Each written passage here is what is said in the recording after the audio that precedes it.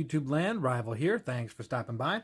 As you can see, we've got a brand new knife on the turntable for you this week. Actually, another Kershaw or Kai related product. They have been dropping a lot of blades in a really quick succession heading into the holidays here.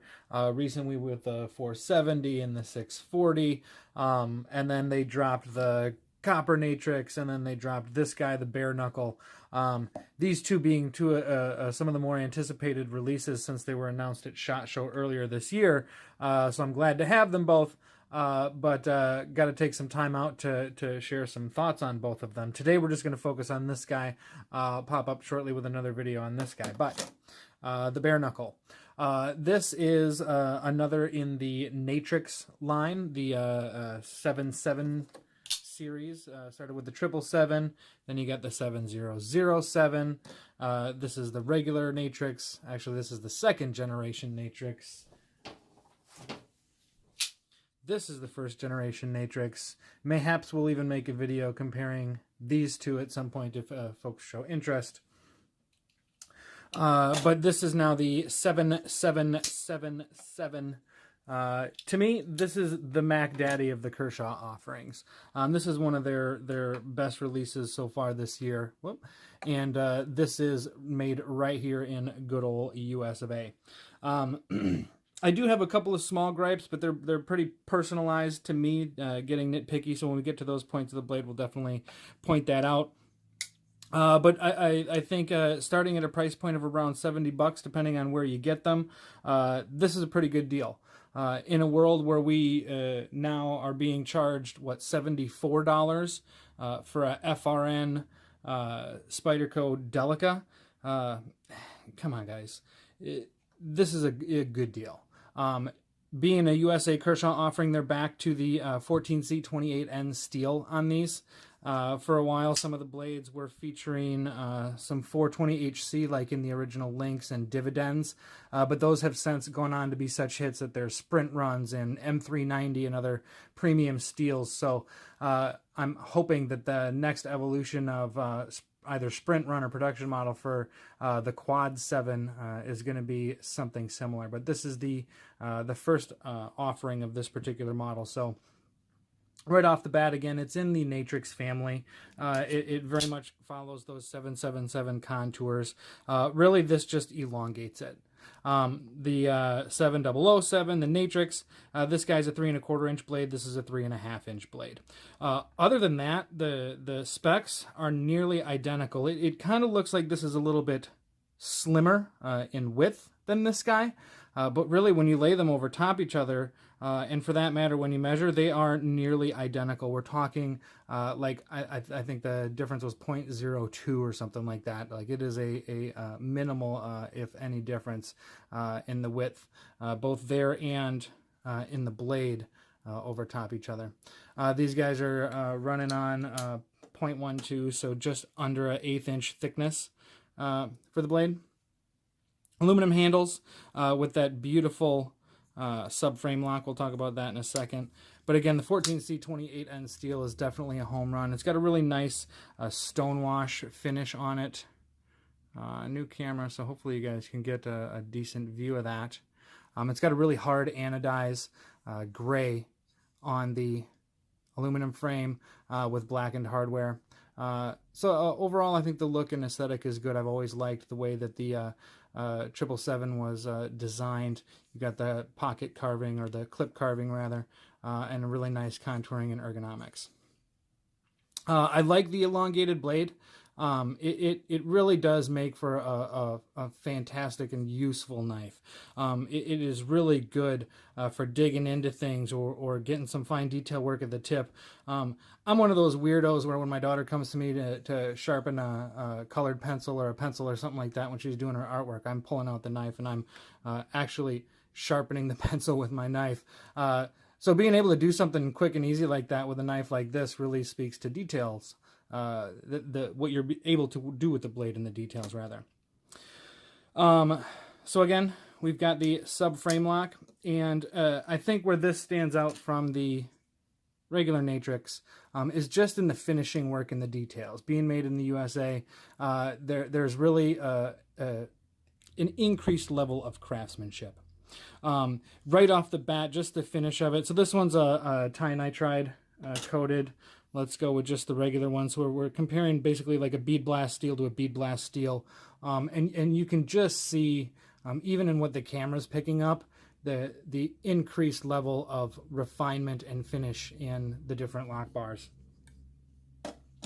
And also it's just like a nice flow, a wonderful flow, whereas these guys, you've got a really hard, sharp turn for the lock cutout.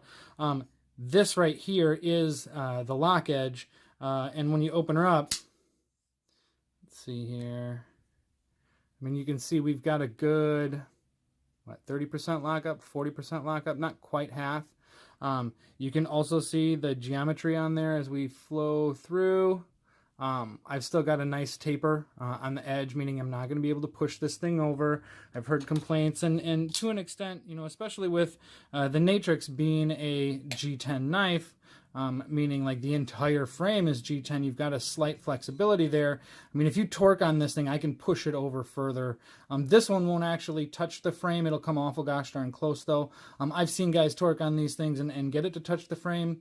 Sure, through a show of force when you've got a frame that's designed to be, or designed out of that polymer that's designed to be ultra lightweight and it's got a small amount of flex to it, that's kind of inherent. When it's reinforced with this aluminum frame and this nice solid, nicely refined lock bar, you've got a nice rock solid lockup. It's bone right there, ow. But you know, if I was banging it against a roll of tape, it would be a lot softer. So it's got a nice lockup. Action is amazing.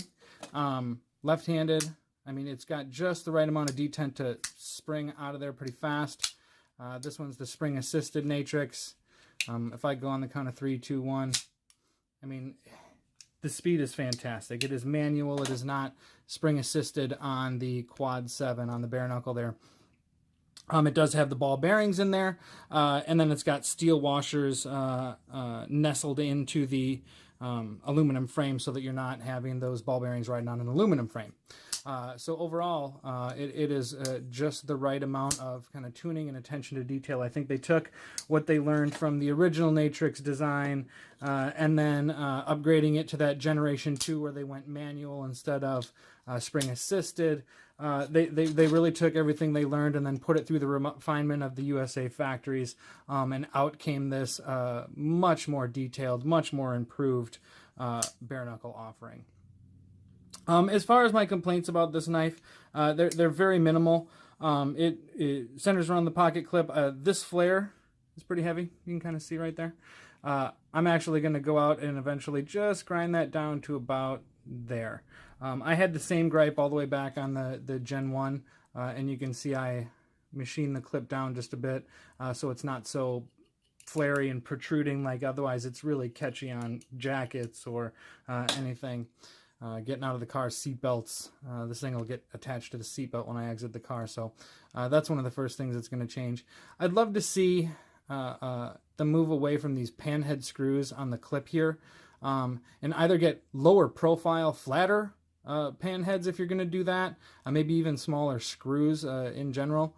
Otherwise, I'd love to see just the flat with the conical screws, I guess you'd say, and then just give the clip ever so slight countersink so that you've got a flush surface going into the clip. Otherwise, those button heads provide just enough resistance there that if I want to get it all the way in the pocket, I just got to give it a little push, and then that means a little extra effort when I'm taking it out of the pocket. So small gripe, but I'd love to see that change ever so slightly. I think in all the cases that uses this particular clip style, that would be an improvement. Otherwise, I really like that clip style. And to point out too, while we're looking at the knife's profile this way, I mean, this thing is nice and thin and slicey. So this is just a leek. As we all know, the leek is a very slender, gentlemanly knife. And as you can see, the bare knuckle is barely thicker than the leek.